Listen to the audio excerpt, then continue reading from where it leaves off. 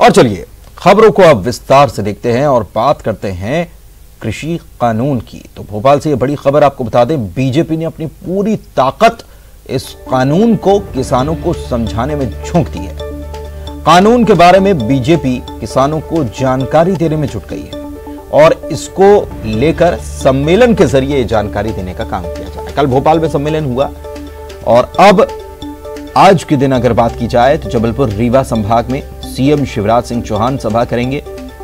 तो ग्वालियर और चंबल के अंचल को संभालते नजर आएंगे केंद्रीय मंत्री कृषि मंत्री नरेंद्र सिंह तोमर। वे भी यहां सभा करेंगे, सम्मेलन में हिस्सा लेंगे और समझाएंगे कि कानून क्या है। उनके साथ ज्योतिरादित्य सिंधिया भी शामिल रहेंगे और इंदौर की कमान कैलाश विजयवर्गीय के हाथ नरोत्तम मिश्रा भी उनके साथ रहेंगे। इसके अलावा सागर की बात करें तो सागर में प्रहलाद पटेल, भूपेंद्र सिंह, गोपाल भार्गव मोर्चा संभालेंगे। तो अलग अलग प्रदेश के हिस्सों में अलग अलग नेताओं को जिम्मेदारी सौंपी गई है और सारे नेता आज मैदान में किसानों को कानून समझाते हुए नजर आएंगे कि कानून है क्या, क्या इसमें नियम है और कैसे ये किसानों को फायदा पहुंचाने वाला है। जितेंद्र हमारे सहयोगी हमारे साथ जुड़े हुए हैं। जितेंद्र, राजधानी से कल इसकी शुरुआत हुई और आज प्रदेश के अलग अलग हिस्सों में अलग अलग नेता पहुंचेंगे और पूरी ताकत लगाएंगे इस बात को समझाने में कि ये कृषि कानून जो 3 बनाए गए हैं ये किसानों के लिए कितने फायदेमंद है।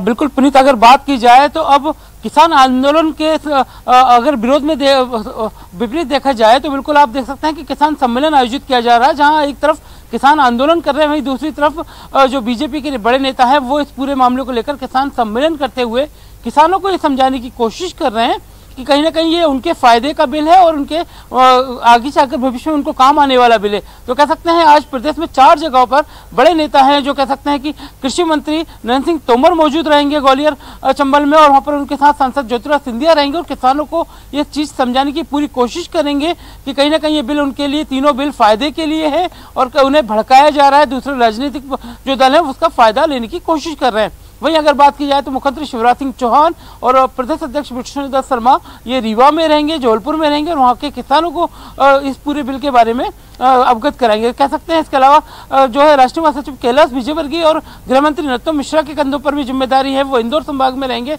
वहाँ के किसानों को इस पूरी जो है इसके बारे में जानकारी देंगे। वहीं जो है केंद्रीय मंत्री प्रहलाद पटेल सागर संभाग में रहेंगे, वहाँ के जो किसान हैं उनको इस पूरी बिल के बारे में जानकारी देंगे। तो कह सकते हैं अब भारतीय जनता पार्टी के जो तमाम बड़े नेता हैं उनको जिम्मेदारी सौंप दी गई है कि एक तरफ जहाँ पूरे देश भर में जो लोग हैं, किसान हैं, वो इस पूरे बिल का विरोध कर रहे हैं, वहीं कहीं ना कहीं मध्य प्रदेश से एक आवाज़ उठे ताकि ये बताया जाए कि यहाँ के जो किसान हैं वो कृषि बिल के समर्थन में और उनको इस पूरी जानकारी के बारे में बताने के लिए बीजेपी नेता जमीनी स्तर पर उतर चुके हैं।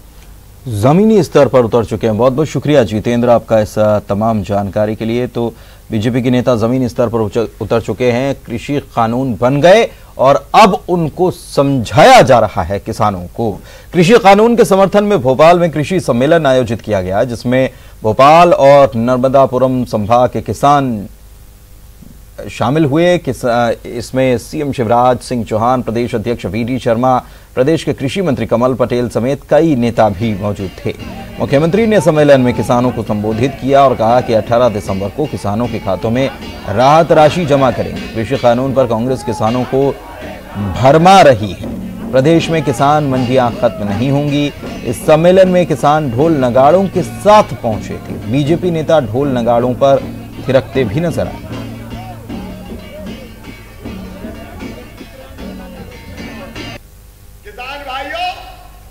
मंडी चालू रहेगी, शिवराज सिंह चौहान कह रहा है। कोई मंडी बंद नहीं होगी, सारी मंडी चलेंगी, मंडी भी चालू रहेगी, मंडी की अधोसंरचना भी ठीक करेंगे, मंडी में भी व्यवस्था ठीक करेंगे, लेकिन मंडी के बाहर अगर कोई बेचे तो उसको भी लाइसेंस देंगे। जहां किसान की मर्जी आए वो मंडी में बेचे, चाहे मंडी के बाहर बेचे। अब मुझे एक कांग्रेस के नेता ने ट्वीट कर दिया, रणदीप सुरजेवाला, अब ये जानते तो है नहीं, करूं, उस भैया को तो ये भी पता नहीं कि प्याज जमीन के अंदर होता है कि बाहर होता है। एमएसपी थी, एमएसपी है और एमएसपी रहेगी।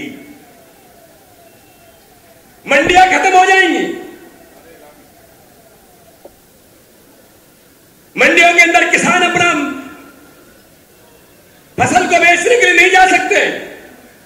कितना सफेद झूठ बोलने का काम कांग्रेस के मित्र देश के अंदर किसानों के बीच करने का प्रयास कर रहे हैं। जो शहर है वो इंडिया कहलाता है और गांव भारत कहलाता है। अब पूरा देश भारत कहलाएगा और हमारा किसान इतना अनाज पैदा करेगा कि 130 करोड़ का तो पेट भरेगा, लेकिन दुनिया को निर्यात करके दुनिया के लोगों का पेट भरेगा और भारत को शक्तिशाली, समृद्धशाली और वैभवशाली बनाएगा। यह है ये कानून। सीएम शिवराज सिंह चौहान उज्जैन में भी किसान सम्मेलन में शामिल हुए।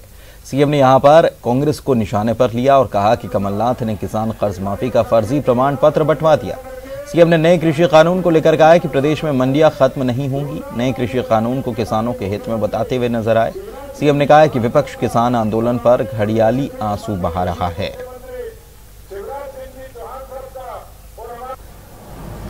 आजकल कांग्रेस जैसी पार्टी को किसान याद आ रहे हैं। आज घड़ियालू आंसू बहा जा रहे हैं। मोदी जी को गालियां दी जा रही है, किसान हितों की चर्चा की जा रही है। कल कमलनाथ जी ने कहीं कहा कि शिवराज किसान पुत्र है। अरे किसान पुत्र नहीं, हम खुद ही किसान है भाई। और बोले किसानों के विरोध में चौपाल लगा रहे हैं। मारे कमलनाथ, हम किसान विरोधी और तुम किसान मित्र। अरे झूठे भैया, दादा कष्ट तो शर्म करो। फर्जी प्रमाण पत्र बांटे, कर्जा माफी के बैंक वाले आ गए, क्या तुम तो दयालु हो, वो बंटवा गया फर्जी प्रमाण पत्र, पैसा दिए नहीं, बैंक बर्बाद हो जाएंगे, मामा हमारे खाते में पैसा डाल दो, तो वो पैसा भी बैंक के खाते में डाला। लेकिन ये तीन किसान कानून क्या है जिनके विरोध में घड़ियाली आंसू बहाए जा रहे हैं। और ये वो वाला बहा रहे हैं जो मैदान में मोदी का मुकाबला ही नहीं कर सकते।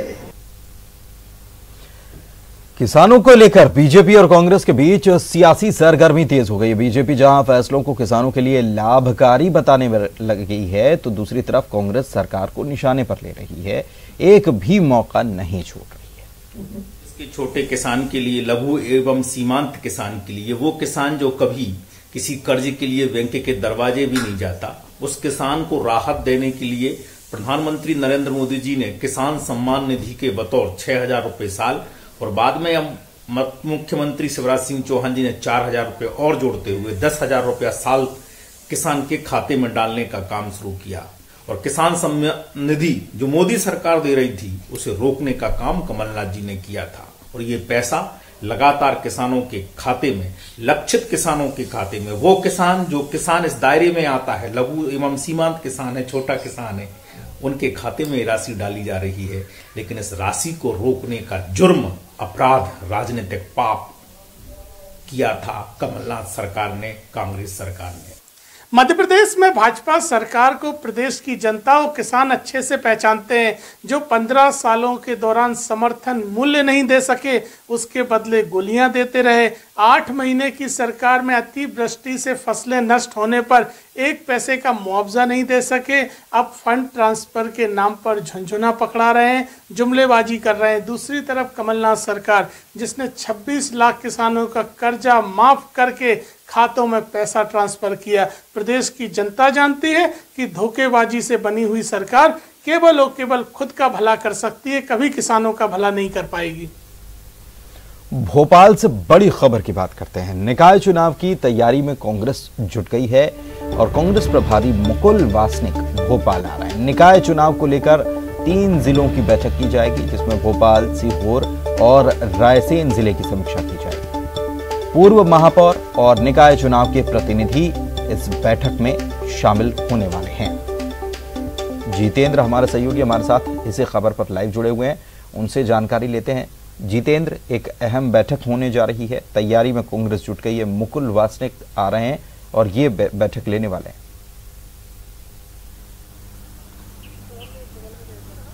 बिल्कुल पुनीत, अगर बात की जाए तो कांग्रेस की आज जो है एक महत्वपूर्ण बैठक होनी है, काफी महत्वपूर्ण बैठक रहने वाली है इसमें, क्योंकि पूर्व जो महापौर वो शामिल होंगे और नगरीय निकाय चुनाव को लेकर रणनीति तैयार की जाएगी।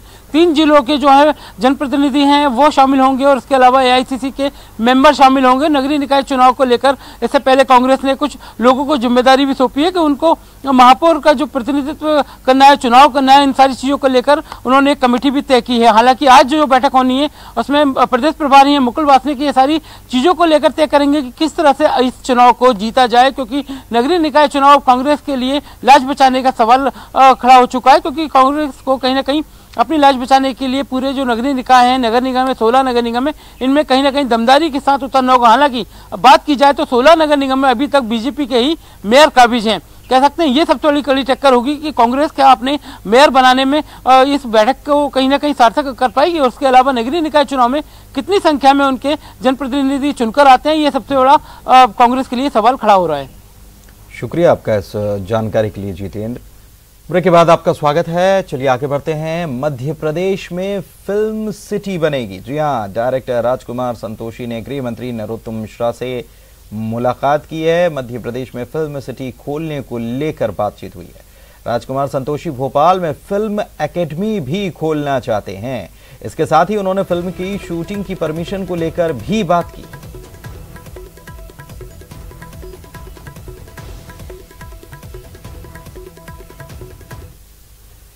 भोपाल में मध्य प्रदेश प्रवासी बंगाली परिषद के कार्यक्रम में मंत्री नरोत्तम मिश्रा शामिल हुए। बंगाली समुदाय के कार्यक्रम को संबोधित करते हुए नरोत्तम मिश्रा ने कहा कि बंगाल में हालात बेहद ही खराब हैं। बंगाल का विकास अभी तक नहीं हो पाया है। उन्होंने बंगाली समुदाय के लोगों से पश्चिम बंगाल में बीजेपी की सरकार बनाने की अपील भी की।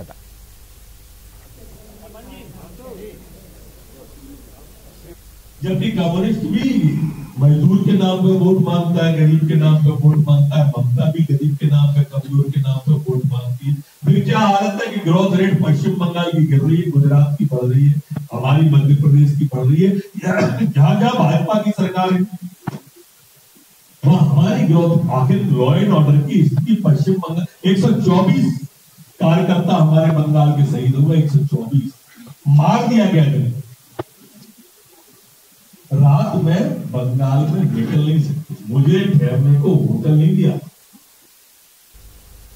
जबलपुर में सेना के जाबाज डेयर डेविल्स की टीम एक बार फिर से अपने चिर परिचित अंदाज में एक और खतरनाक स्टंट करने जा रही है। यह खतरनाक स्टंट एक विश्व रिकॉर्ड भी बनने जा रहा है, जहां सेना के जवान बाइक की टेल लाइट पर सवार होकर सबसे लंबी दूरी का सफर तय करेंगे। सेना की डेयर डेविल टीम अपने विश्व कीर्तिमान स्थापित करने की परंपरा को आगे बढ़ाते हुए आज एक सिग्नल प्रशिक्षण केंद्र में नया कीर्तिमान स्थापित करेगी। यह विश्व कीर्तिमान चलती मोटरसाइकिल की टेल लाइट के ऊपर बैठकर बनाया जाएगा। डेयर डेविल्स की टीम के इस कीर्तिमान को Limca book of world record, Asia book of record और इंडिया बुक ऑफ रिकॉर्ड में दर्ज भी किया जाएगा। आज के इस कार्यक्रम में कई गणमान्य नागरिक भी मौजूद रहेंगे। प्रतीक हमारा सहयोगी हमारे साथ फोन लाइन पर जुड़े हुए हैं, उनसे बात करते हैं कि ये कब ये विश्व रिकॉर्ड बनने जा रहा है, क्या इसकी तैयारी है। प्रतीक, देखिए पुनीत, बिल्कुल आज करीब 8 बजे से दरअसल ये रिकॉर्ड जो बनाने की तैयारी है वो शुरू हो जाएगी। सेना के 1 सिग्नल ट्रेनिंग सेंटर में इस रिकॉर्ड को बनाया जाएगा और अभी तक 28 रिकॉर्ड डेयरडेविल टीम के नाम दर्ज है। और आज एक नया रिकॉर्ड जो है इनफील्ड बुलेट की टेल लाइट के ऊपर बैठकर सबसे लंबी दूरी जो है वो तय की जाएगी। डेयरडेविल्स के लांस नायक मिशाल गजानन बबन राव इस रिकॉर्ड को बनाने जा रहे हैं। तो बेशक एक बेहद दिलचस्प दिन आज रहेगा और वो लम्हे भी बेहद खास रहेंगे जब एक और विश्व रिकॉर्ड को यहाँ पर बनाया जाएगा। मध्य प्रदेश हाईकोर्ट के विभिन्न न्यायाधीश और कई गणमान्य नागरिक इस कार्यक्रम में मौजूद रहेंगे। तो आज एक गौरव की बात न केवल शहर के लिए बल्कि सेना के लिए भी है। शुक्रिया आपका इस जानकारी के लिए प्रतीक।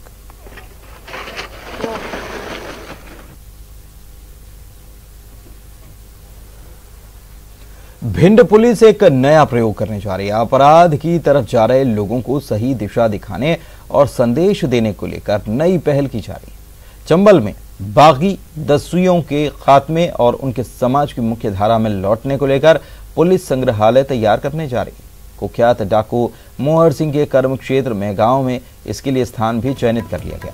यहाँ ब्रिटिश काल के दौर में बनाया गया थाना भवन को हेरिटेज लुक में सजाया और संवारा जाएगा। इस म्यूजियम में 1960 से लेकर 2011 तक चंबल इलाके में सक्रिय रहे दस्युओं की पूरी हिस्ट्री शीट, फोटो, गिरोह के सदस्यों की पूरी जानकारी और उनके अंत तक की पूरी कहानी। इसके साथ ही हथियारों को भी प्रदर्शित किया जाए। और यहाँ ढेर सारे बागी और डकैत हुए हैं जिनके विरुद्ध पूर्व में इनकाउंटर भी हुए हैं, उन्हें सरेंडर भी कराया गया है। शासन ने तमाम नियम बनाए हैं और हमारे मुख्यमंत्री जी की भी महती योजना है कि भाई जो सभी लोग मुख्य धारा से जुड़े।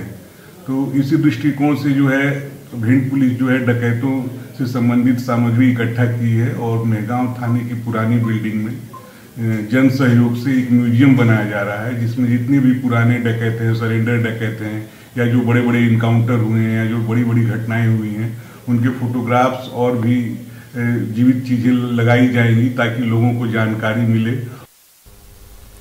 खंडवा में एक बार फिर से जल महोत्सव का आगाज हुआ। हालांकि कोरोना के संक्रमण के कारण यहां पर कैबिनेट मंत्री विजय शाह ने कार्यक्रम का शुभारंभ किया। मुख्यमंत्री के रिकॉर्डेड भाषण जनता के बीच प्रसारित किए गए। उसके बाद कैबिनेट मंत्री विजय शाह ने 5वें जल महोत्सव की मुख्य बातें पर्यटकों के सामने रखी। इस कार्यक्रम के आगाज के बाद मंत्री ने खुद जल महोत्सव का प्रमोशन करने के लिए वाटर बोटिंग और हॉट एयर बलून का जमकर लुत्फ भी उठाया।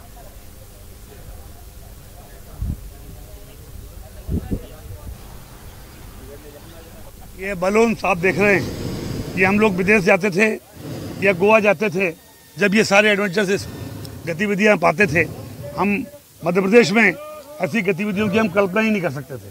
लेकिन आज मध्य प्रदेश के हनुमंतिया पर, हमारे निमाड़ की धरा पर हमारे मुख्यमंत्री जी ने इसको एडवेंचर स्पोर्ट्स को दुनिया में फेमस किया है और यहाँ के एडवेंचर स्पोर्ट्स के साथ साथ लोकल गतिविधियाँ और इसको एक टूरिज्म हब के रूप में विकसित करने का जो बीड़ा उठाया है, आज केवल 5 साल के अंतर में आप देख रहे हैं कि यहाँ दुनिया के लोग आ रहे हैं। आपको बता दें कि जल महोत्सव का आगाज जो हुआ है ये 15 दिसंबर से 15 जनवरी तक चलेगा और पूरे 1 महीने तक जल महोत्सव जो चलता है इसका सैलानी पर्यटक जो हैं उनको काफ़ी इंतज़ार रहता है, क्योंकि मध्य प्रदेश का ये ऐसा स्थान बनकर तैयार हुआ है जहां पर एडवेंचर स्पोर्ट्स का लुत्फ भी लोग उठा सकते हैं। और ये हनुमंतिया की अगर बात की जाए तो बीते 5 सालों में इसका क्रेज लोगों के बीच बढ़ता ही जा रहा है।